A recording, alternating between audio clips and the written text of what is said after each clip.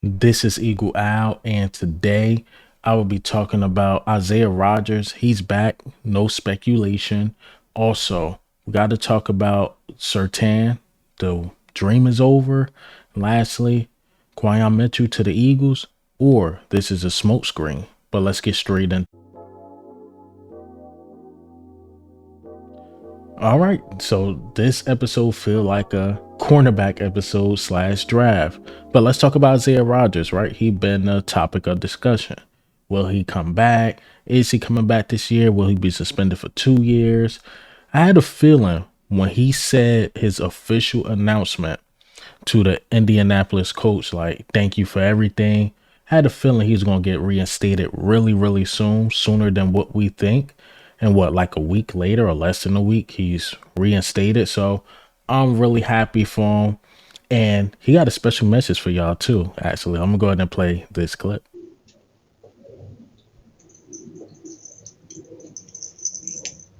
I'm back.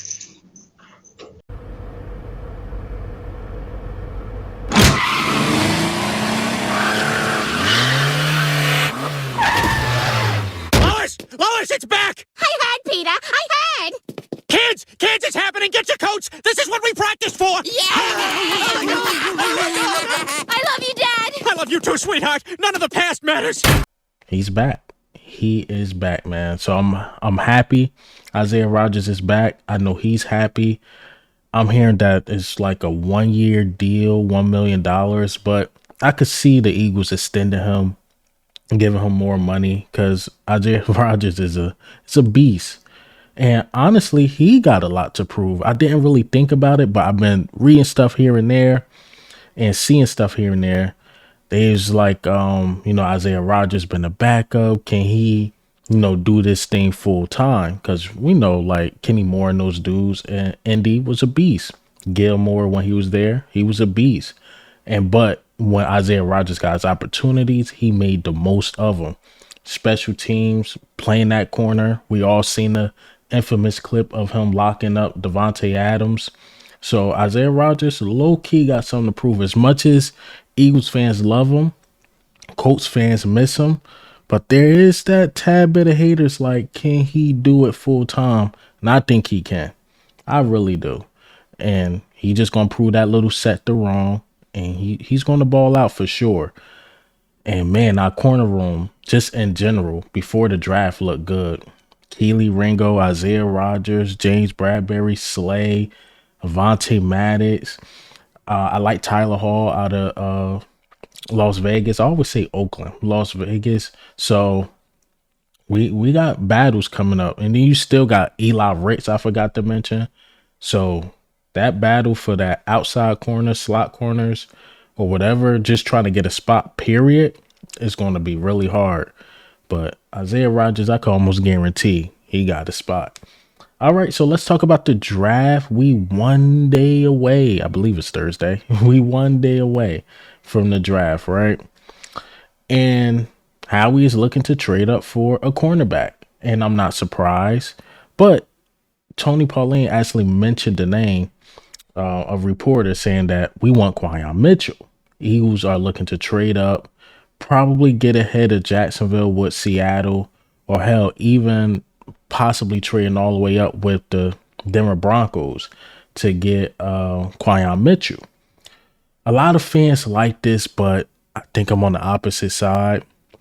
No offense to the smaller schools out there, Milton Williams, Louisiana Tech, a beast. Dallas Goddard went to a smaller school.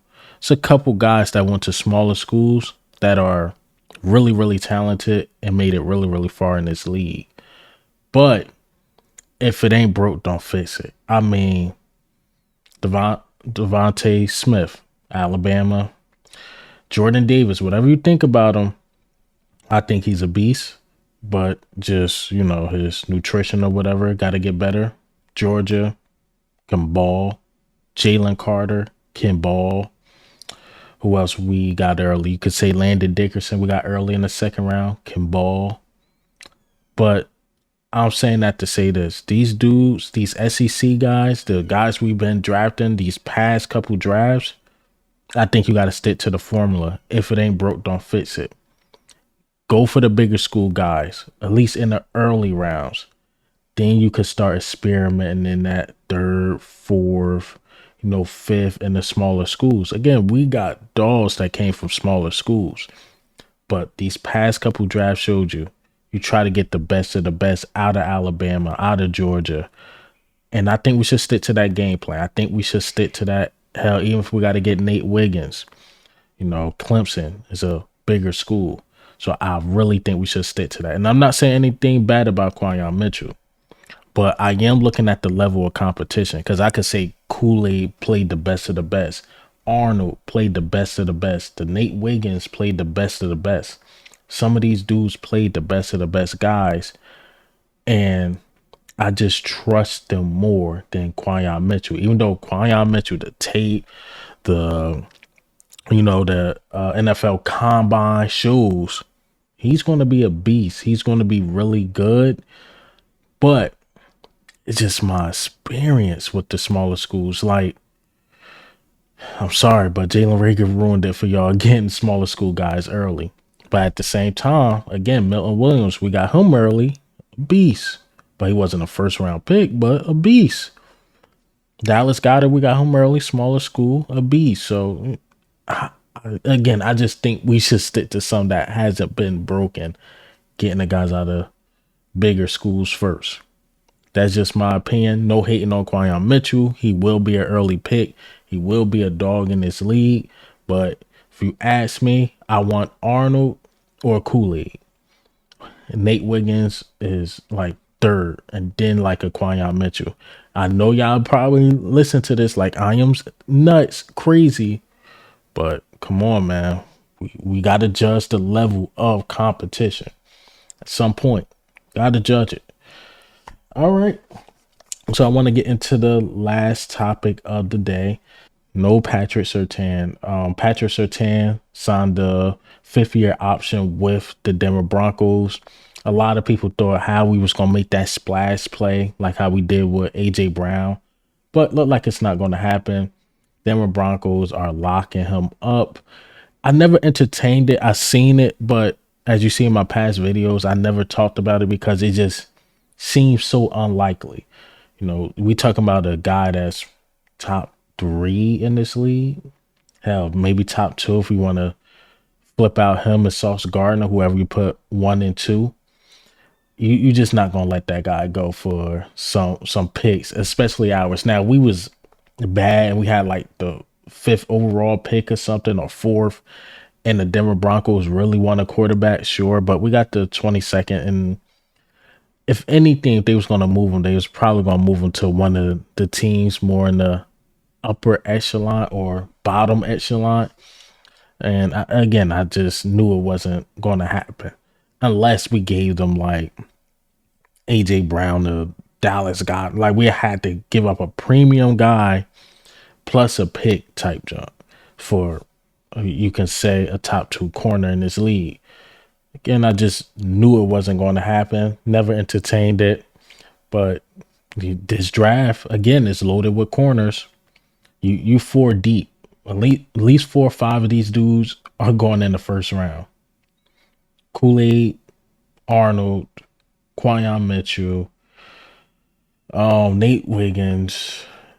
I'm forgetting somebody, but about 4 or 5 of these dudes are going in the first round, possibly. So you'll be fine getting one of these young guys. And I want us to go this route. I like Slay. I like Bradbury at a point too. But at some point, we got to get some homegrown talent like Keely Ringo again, building his name up. Eli Ricks building his name up. You just got to get some homegrown talent. Avonte Maddox, I love, but the injuries are the injuries, out of his control, in my opinion. But we got to get some homegrown talent on the outside. And while I believe Quinyon Mitchell is a smokescreen, I do believe we're going to get a corner. But hey, man, what do you think? How do you feel about the news today? Isaiah Rodgers is back. Also, Patrick Surtain. And this is Eagle Owl. I'm up.